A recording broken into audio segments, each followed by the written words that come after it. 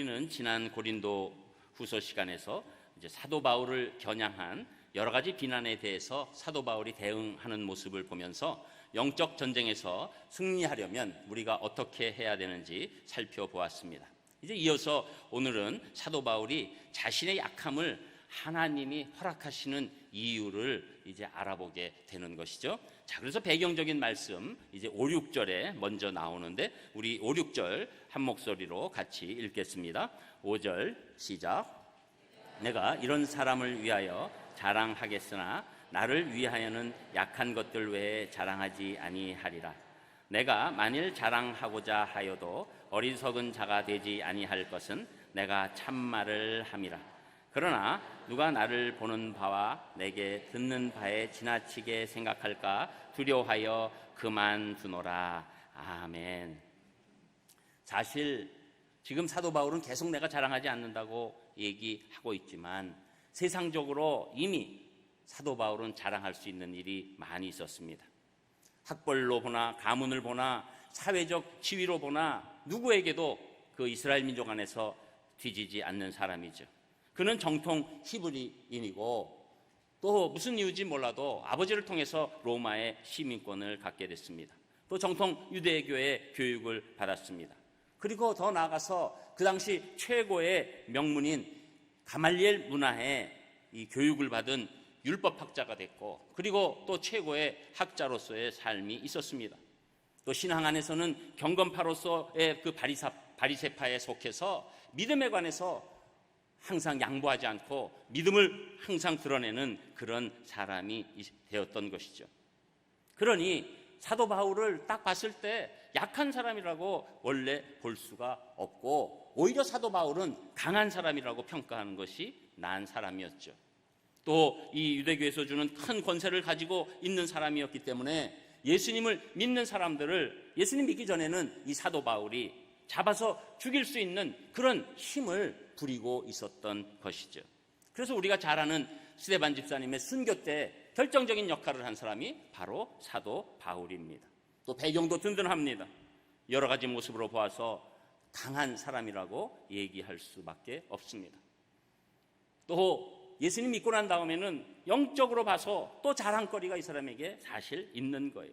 바울은 예수 그리스도의 사도가 된 후에도 다른 제자들이 가지지 못한 많은 신령한 은혜가 임하게 되고 환상과 계시 가운데 있었고 또 놀랍게 하나님이 주신 이 신유의 은사로 많은 병들과 심지어 죽어가는 사람을 일으키는 놀라운 역사도 발휘한 사람입니다. 그래서 이 구체적인 영적인 자랑할 수 있는 것들에 관해서 조금 얘기하고 있는 말씀이 오늘 말씀 앞에 있는 1절에서 4절까지 말씀입니다. 이 결정적인 경험인데 한마디로 얘기하면 자기가 셋째 하늘에 이끌려갔다. 그것은 이 천국과 낙원의 경험을 영적으로 체험한 놀라운 그런 과정이 있었다고 고백하게 되는 것이죠. 자, 그런데 이것이 자랑이 될까봐 우리가 읽은 5절에 보면 내가 이런 사람을 위하여 자랑하겠으나 이렇게 해서 그것이 자기라고 구체적으로 얘기하지 않고 한켠 비켜가게 되는 것이죠. 사도 바울은 이제 자기가 갖고 있는 어떤 것도 자랑거리가 될 수 없다는 고백이 있는 것입니다. 이 사도 바울은 오늘도 이게 자랑하려고 한 것이 아니라 사실은 자기를 향해서 예수님과 함께한 이 11명의 사도가 있고 사도 바울은 정통 사도가 아니다라는 이 고린도 교회에 있어서 이 악한 세력의 공격 때문에 그것을 방어하기 위해서 비추고 말게 되는 것이죠. 그러니까 이제는 내가 이런 것들을 위해서 자랑하지 않고 내가 자랑할 게 있는데 그것은 오히려 내 약함을 자랑한다고 말하게 되는 것이죠. 이제는 약한 것들 외에는 나는 자랑하지 않는다 이렇게 얘기할 때 왜 사도 바울이 이제 이 약한 것들 외에는 자랑하지 않을까에 대한 이유를 통해서 하나님께서 성도에게 약함을 허락하시는 이유. 여러분 약함을 좋아하는 사람이 어디 있습니까? 그럼에도 불구하고 하나님께서 성도에게 약함을 허락하시는 이유 4가지를 오늘 같이 살펴보고자 하는 것입니다. 첫 번째로 하나님께서 성도에게 약함을 허락하시는 이유는 어떠한 경우에도 우리가 교만하지 않도록 하기 위해서 그렇게 하신다는 것인데 그 말씀이 먼저 7절에 나옵니다. 우리 7절의 말씀도 한 목소리로 같이 읽겠습니다. 7절 시작. 여러 계시를 받은 것이 지극히 크므로 너무 자만하지 않게 하시려고 내 육체의 가시 곧 사탄의 사자를 주셨으니 이는 나를 쳐서 너무 자만하지 않게 하려 하심이라. 아멘. 사도 바울은 누구보다도 이 영적 체험도 있고 하나님께서 주신 말씀이 충만한 사람이었습니다. 여러분, 여기서 계시는 하나님이 열어 보이는 놀라운 말씀에 관해서 해 주시는 거죠. 우리가 다 아는 것처럼 사도 바울은 신약성경에 정말로 가장 많은 부분 13권의 신약성경의 책을 짓게 되고, 만약에 히브리서까지 포함해 준다면 14권이라는 책을 짓게 되는 놀라운 이 계시를 받은 사람입니다. 하나님의 말씀을 밝히 알려주는 그런 사람이 되고, 자기는 몰랐지만 나중에 보면 이 자기가 쓴 편지들이 신약성경이 되고 만 것이죠. 여러분, 이렇게 큰 계시가 있으니까 당연히 사도 바울이 교만해지기 쉬운 상황이 되는 것입니다. 여러분, 우리 인간들은 정말로 안타깝게도 물질이 오거나 명예가 오거나 건강이 오거나 승리가 오거나 권력이 오면 갑자기 안 그랬던 사람들도 높아지게 되기 시작하는 것이죠. 그래서 과거에 자기가 어떤 사람이었는지 깨닫지 못하고 그 높아진 가운데서 자고하게 된다는 것입니다. 여러분, 이것은 영적 체험도 마찬가지입니다. 우리 생각에는 영적 체험이 오면 이건 영적이니까 겸손하게 되겠지. 그렇지 않습니다. 영적인 은사가 오기 시작할 때 이것을 잘못 발휘하기 시작하고 교만하게 되고 이상하게 바뀌게 되는 것이죠. 여러분, 영적인 교만이 사실은 가장 위험한 교만입니다. 여러분, 그래서 사실은 이 강단이나 또 제가 이거를 또 이상하게 비교하면 안 되니까 바깥에 서 있는 그 무속인들을 바라보면 이 반말을 많이 하는 분들이 있어요. 근데 이게 반말을 왜 많이 할까요? 벌써 자기도 모르게 이게 올라가 버리는 거예요. 그래서 뭐 무속인들 잘못 가면 젊은데도 그냥 그랬잖아 막 이런다고요. 요새는 거의 드물지만 옛날에 이 교회 강단에서도 그러한 일들이 많이 있었습니다. 설교가 웬만하면 다 반말이에요. 여러분, 자기도 모르게 이 어떤 것이 인간에게 오면 교만해질 수밖에 없는 게 인간의 죄성이라고 얘기하는 것이죠. 그래서 하나님께서 이 교만을 꺾으시기 위해서 이 육체적인 가시를 허락하셨다는 거예요. 그래서 이 사도 바울이 그 육체의 가시가 어떤 것인지는 구체적으로 말씀하고 있지 않습니다. 그 육체의 가시라는 것, 이 원어로 보면은 이것이 쇠꼬챙이 같다는 거예요. 그래서 이것이 쇠꼬챙이 같은 게 몸에 있다고 생각해 보세요. 얼마나 고통이 심합니까?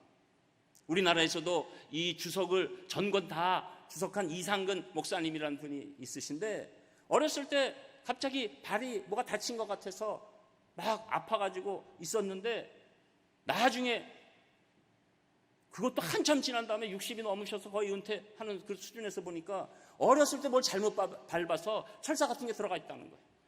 그러니 여러분 생각해보세요. 어렸을 때부터 한 50년, 60년을 그게 들어가 있으니 얼마나 아팠겠습니까? 물론 그분이 빼주고 난 다음에 내가 이래서 성경 주석을 다 쓸 수 있었다. 왜냐하면 늘 아프니까 성경 보지 않으면 안 되니까 보고 또 쓰고 또 쓰고 했다. 이런 고백이 있지만 어쨌거나 이 사도 바울에게도 육체적인 가시가, 이 육체적인 약함 가운데서 하나님이 교만을 꺾어 주신 것입니다. 그래서 아프지요. 힘들지요. 그러나 이 교만을 꺾었을 때 그 육체적인 가시는, 이게 어떤 사람들은 뇌전증인 간질이었다, 뭐 안질이었다, 또 이 여러 가지 영적으로 공격하는 그 사람들이었다라고 얘기하고 있고, 또 이것이 다 모아져서 육체적인 가시가 됐는지 몰라도 이 육체적인 가시로 인해서, 이 약함으로 인해서 사도 바울이 감히 교만할 수 없었다, 이렇게 얘기하고 있는 것입니다. 여러분, 그래서 그는 끝까지 이 육체적 가시의 약함 때문에 하나님 앞에 겸손하면서 끝까지 이 하나님의 사역을 감당한 놀라운 사람이 되게 된 것이죠. 여러분, 우리도 마찬가지입니다. 우리 인생을 가만히 돌아보면 우리의 약함 때문에 하나님의 은혜를 붙잡고 우리가 교만해지려고 해도 하나님께서 그 가시 때문에, 그 약함 때문에 우리를 진정시키는 그런 놀라운 역사가 일어나게 되는 것이죠. 그래서 여러분, 우리가 하나님께서 허락하신 이 약함이라면 그것이 오히려 우리가 교만에서 겸손으로 바꿔지는 놀라운 은혜의 통로가 된다는 것입니다. 저는 먼저 오늘 여러분들에게 약함이 허락된 이유, 그것은 여러분 교만하지 않고 하나님 마음에 합한 겸손한 삶을 살기 위해서 인도하심을 믿으시고 늘 그 약함 가운데서도 겸손함으로 승리하시기를 주님의 이름으로 축복합니다. 그리고 두 번째로 성도에게 약함을 하나님이 허락하시는 이유는 기도하게 하고 응답받게 하려고 그렇게 하신다고 말씀하는데, 그 말씀이 8절에 나옵니다. 우리 8절도 또 같이 읽겠습니다. 8절 시작. 이것이 내게서 떠나가게 하기 위하여 내가 3번 주께 간구하였더니 아멘. 사도 바울이 이것이 너무 힘들고 어려우니까 이것을 하나님이 없애주십시오라는 그 기도를 3번 했다고 말씀합니다. 여러분 여기서 3번 기도했다고 그러면 우리 생각에는 그냥 오늘 이번 주일날 나서 그냥 하나님 고쳐주세요 하고 다음 주일날 이렇게 하는 것 같지만 그런 뜻이 아니에요. 이것은 3번 동안 완전히 사도 바울이 해결받기 위해서 3번이나 크게 붙들고 늘어진 큰 기간이 3번 있었다고 말씀하고 있는 것입니다. 그러니까 예를 들면 1년 동안 작정하고 제가 이거 꼭 고침 받아야 되겠습니다 하고 기도한 기간이 3번이나 있었으니 얼마나 오랫동안 기도한 것입니까? 정말 오랫동안 기도한 거예요. 그런데도 이게 지금 해결이 안 되고 있는 것이죠. 여러분, 일단 우리 인간은 또 약해야 내 약함이 있을 때 기도하게 되는 것입니다. 이것은 우리 체험으로도 다 알지만 성경에서도 말씀합니다. 야고보서 5장 13절에 보면 너희 중에 고난당하는 자가 있느냐 그는 기도할 것이요 즐거워하는 자가 있느냐 그는 찬송할지로다. 여러분, 고난받을 때 우리는 기도하게 되고 기쁘고 형통하게 될 때 찬송하게 되는 것입니다. 여러분, 우리 생각에 잘 됐으니까 내가 더 열심히 기도해야지. 그런데 이상하게 안 되는 거예요. 언제 기도를 합니까? 우리가 고난 가운데 약함 가운데 있을 때 기도하는 놀라운 은혜를 받게 되는 것이죠. 전혀 기도 안 했는데도, 전혀 기도할 속성도 아닌 분이, 어떤 분은 자기가 자기 기도 소리에 막 웃음이 나서 기도를 못하는 분도 있어요. 어색한 거예요. 천성적으로 그런 기도와 상관이 없는 스타일이 있어요. 그런데 너무너무 내가 급하면 거기에 무슨 웃음이 나옵니까? 외마디라도 기도하기 시작하는 것이죠.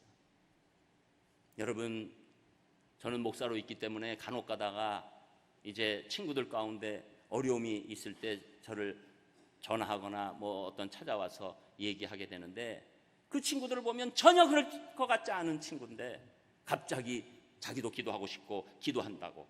안 봐도 뻔한 것이죠. 지금 큰 어려움과 약함이 그 친구에게 왔기 때문입니다. 여러분, 우리가 약한 것이 기도를 일으키는 놀라운 땔감이 되고 있다는 것입니다. 내가 약해보지 않으면 절대 기도하지 않습니다. 그래서 오늘 야고보서에 제가 이미 읽어드린 것처럼 고난당하는 자가 있느냐 기도할 것이다. 형통하면 찬송하게 되는 것이다. 여러분, 그런데 이 약함으로 기도를 사도 바울이 3번이나 크게 열심히 하는 그 기도의 시간을 가졌는데, 안타깝게도 9절에 보면 내 은혜가 내게 족하다, 한마디로 얘기하면 하나님께서 거절하시는 기도 응답을 받게 됩니다. 얼마나 인간적으로는 야속하겠습니까? 사도 바울은 지금 모든 인생을 걸어서 하나님을 전하고 예수 그리스도를 전하는 일에 모든 인생을 바치고 죽음을 각오하고 이곳저곳에 다니는 그런 하나님의 사도지요. 그런데 그 약함이 있는데 그것 좀 없애달라고 했는데 3번이나 집중적으로 기도했는데 하나님께서 거절하실 때 참 안타까움이 있었겠죠. 그런데 사도 바울은 이것을 응답으로 보게 된 것입니다. 바울은 이것이 큰 응답이라고 느끼게 되는 것이죠. 우리 성도들의 입장에서는 신앙생활을 처음 시작하면 구하는 것이 그대로 됐을 때, 내가 예스라는 대답을 하나님으로부터 확실히 받았을 때 그것이 기도 응답이라고만 생각하지만, 여러분 신앙생활을 꾸준히 하다 보면 노도 매우 하나님이 주시는 큰 응답이라는 것을 우리가 알게 되는 것이죠. 그 대표적인 인물이 다윗입니다. 하나님의 성전을 짓기 위해서, 이건 자기를 위해서 짓는 것도 아니에요. 하나님의 성전을 위해서 짓기 위해서 기도했지만 하나님은 노라고 말씀하시고 네 아들 솔로몬이 짓게 될 것이다. 만반의 이 모든 마음 가운데 있었지만 노의 경험 가운데서 오히려 다윗은 이거 큰 응답이다라고 생각하고 솔로몬이 지을 수 있도록 모든 자재들을 다 준비하고 일꾼들을 연습시키고, 그리고 솔로몬이 왕이 되었을 때 착착착착 진행돼서 놀라운 성전을 짓게 한 것이죠. 그 노라는 응답 가운데서 다윗은 큰 영적인 성장이 임하게 된 것입니다. 여러분, 제가 이렇게 말씀드리는 것은 하나님이 응답하실 때 예스보다 노를 많이 하신다는 말씀은 아닙니다. 분명한 것은 하나님께서 우리 기도에 예스라는 응답을 더 많이 해주십니다. 언제? 우리에게 도움이 될 때 예스라는 응답을 꼭 주시는 줄 믿습니다.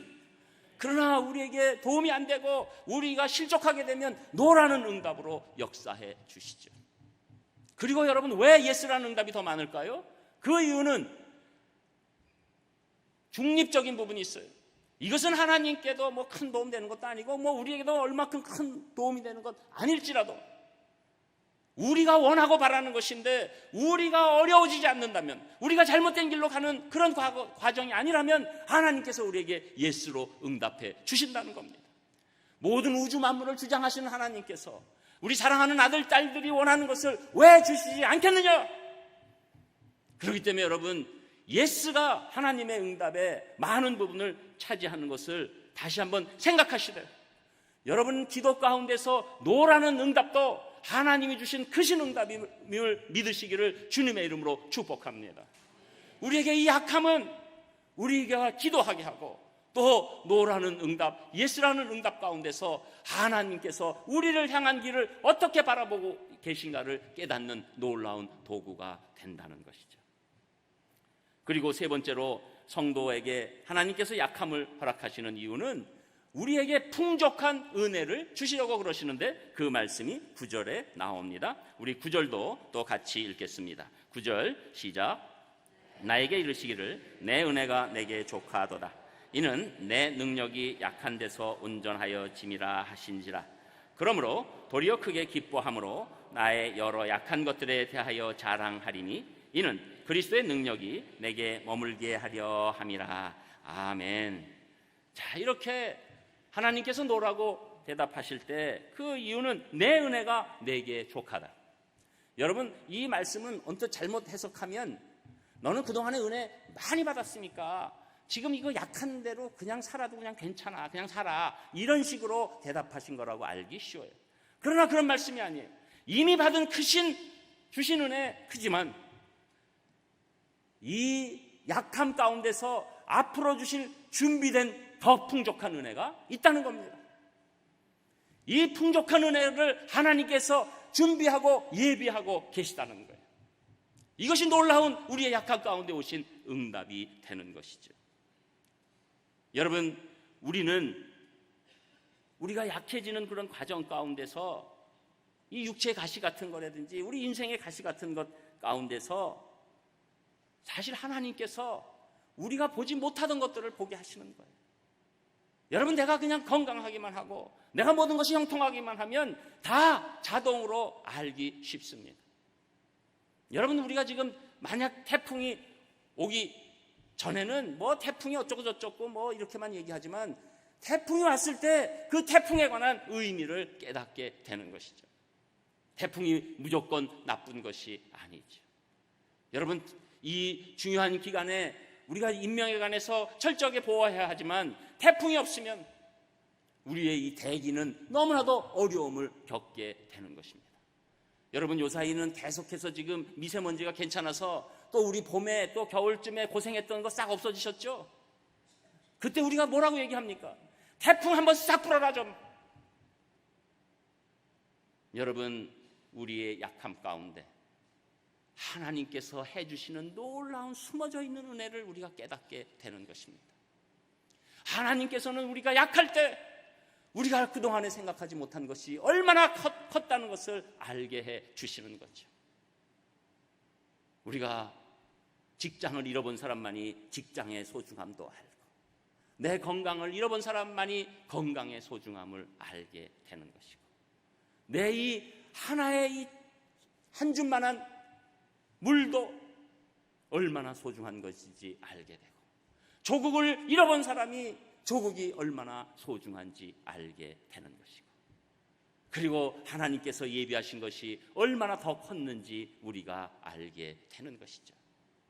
그래서 이 약함 가운데서 하나님께서 우리에게 풍족한 은혜를 깨달으시게 하시고, 또 깨닫게 하실 뿐만 아니라 풍족한 은혜를 직접 공급하시게 되는 것입니다. 그래서 여러분, 이것은 우리가 약하지 않으면 도저히 느낄 수 없는 하나님의 놀라운 섭리적인 은혜가 우리 인생 가운데 드러나게 되는 것이죠. 여러분, 하나님께서 모세를 쓰실 때 우리 생각에는 그 왕자로서 펄펄 나른 그 40대 쓰셨으면 어땠을까라는 생각이 있잖아요.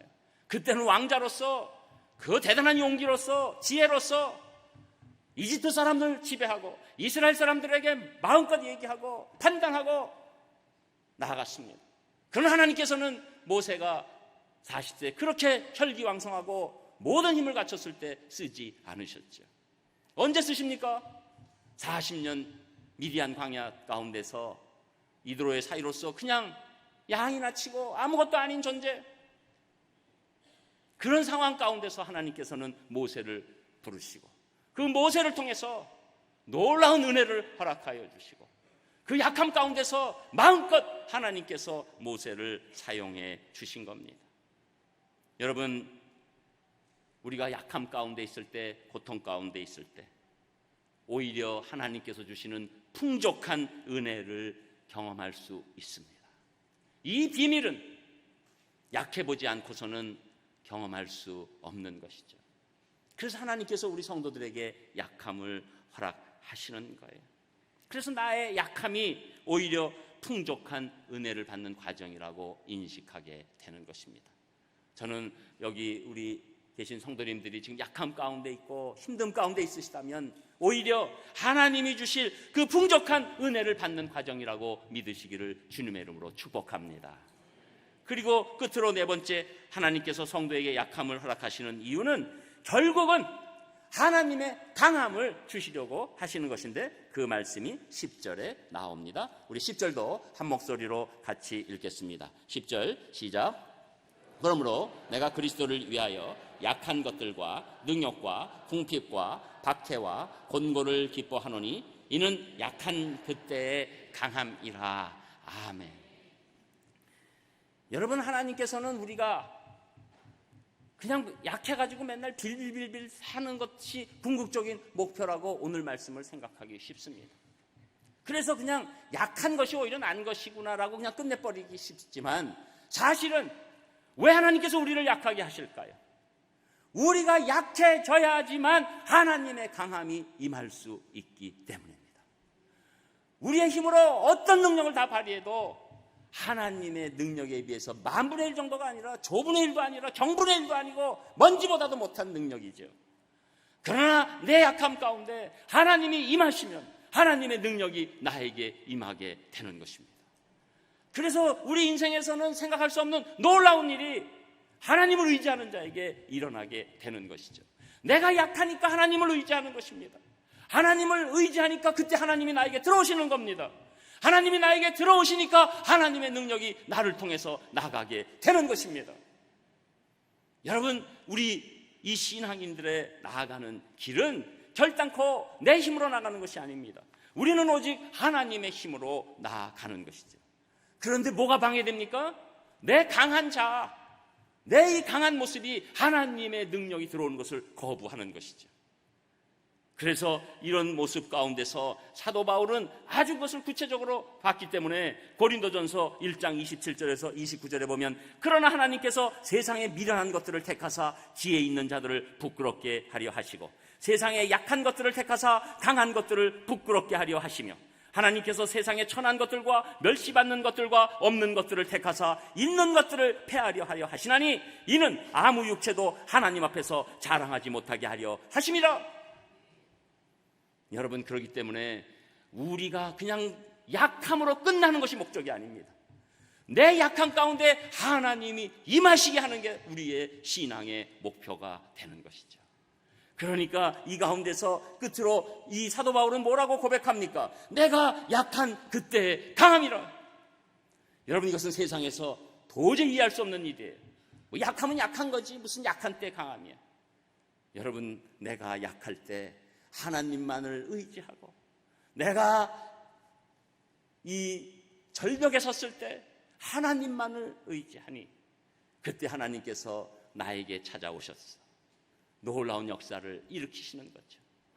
여러분, 그래서 예수님께서도 팔복 말씀에 심령이 가난한 자에게 복이 있나니. 여러분, 우리가 약해지면 우리 심령은 가난해지죠. 그리고 하나님 저를 도와주세요.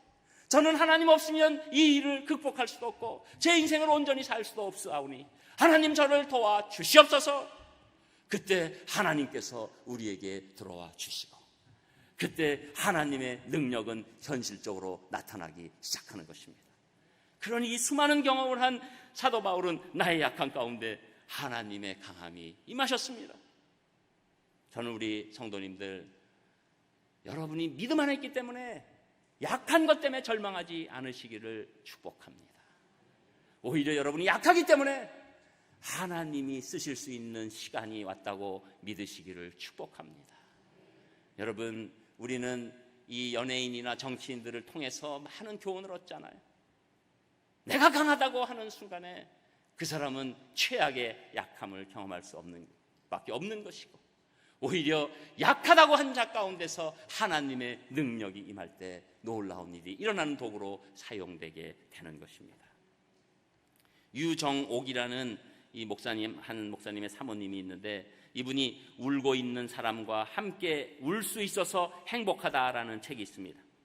남편 목사님과의 결정으로 아들 둘을 입양했습니다. 큰아들이 총명하고 잘 커서 대학을 다니다가 군대를 갔습니다. 그런데 어릴 때부터 천식기가 있어서 고생을 했는데 군에 면회를 가서 사모님이 마음 아픈 얘기를 들었습니다. 선임병이 큰아들을 너무나 괴롭히는데 식사하기 전에 꼭 연병장을 한 바퀴 돌고 뛰어오고 난 다음에 밥을 먹으라고 했답니다. 천식 때문에 뛰기가 너무 힘든데 어떨 때는 너무나 숨이 차서 겨우 한 바퀴 돌고 오면 밥 먹을 시간이 지나서 늦게 왔으니 밥 먹지 말라고 하니 어머니로서 마음이 몹시 아팠습니다. 그런데 사모님이 이렇게 권면했답니다. 선임병이 너한테 어떻게 대해도 절대 대들지 말고 그 말 잘 따르고 하나님께서 그것조차 선으로 바꿔주신다는 것을 믿고 잘 견뎌라. 그러고 나서도 집에 돌아오니까 마음이 너무 아프고 너무나 그 아들이 안쓰러워서 자기 아들이 아침에 연병장을 뛸 시간이 되면 같이 초등학교 근처에서 나가서 기도하면서 매일 뛰었답니다. 한 달쯤 지나서 아들한테 편지가 왔습니다. 어머니, 저는 오늘에서야 하나님의 복이 시련이라는 가면을 쓰고 오는 것을 알았습니다. 그동안 연병장을 뛰면서 때로는 화가 나고 자존심도 상하고 그날로 단번에 끝장을 낼 생각까지 했습니다. 그런데 오늘 완전 군장을 하고 구보를 하면서 저는 엉엉 울고 말았습니다. 지난번 구보 때는 천식으로 숨이 막혀 뛰지 못하고 쓰러졌는데 오늘은 아무렇지도 않게 거뜬히 다 뛸 수 있었습니다. 하나님이 그 선임병을 통하여 저의 지병인 천식을 고쳐주신 것입니다. 그 상관이 너무 고마워서 고맙다고 격려를 했더니 의아한 표정을 지으면서 그때서야 내일부터는 뛰지 말라는 것입니다. 어머니, 내일부터는 제 스스로 뛰겠습니다. 어머니께 이 기쁨을 할렐루야 소리쳐 보내드립니다. 어머니, 제 목소리 들으면 기뻐해 주십시오. 기도하겠습니다. 하나님, 저희의 약함을 허락하시는 것은 저희를 사랑해 주시기 때문인 줄 믿습니다. 저희들 그 사랑으로 승리하게 도와주시옵소서. 예수님 이름으로 기도합니다. 아멘. 평생에 단 한 가지